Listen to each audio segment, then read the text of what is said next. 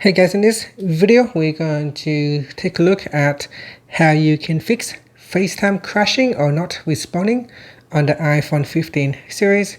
So here you can see if I open up my FaceTime app, it shows a black screen.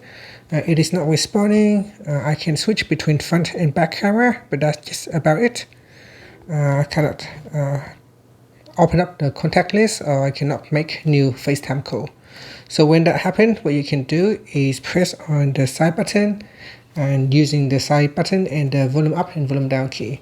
So here is the sequence to fix the issue. First, press on the volume up, so press on the volume up, then volume down, and then press and hold on the side key. So continue to hold.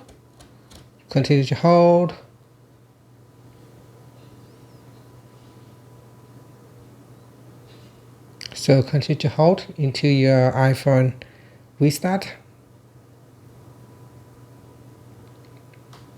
Now, if it does not restart after around 7 seconds, you can try it again, especially if you have accidentally pressed some other buttons. So volume up, volume down, and then press the side button and hold.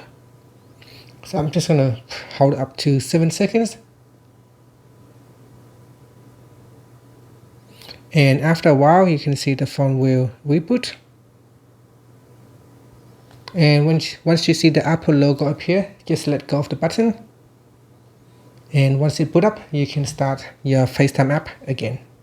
Okay, once your phone rebooted, tap on FaceTime, and this time you can see it shows a list of contacts or recent calls, and I can start a new FaceTime call.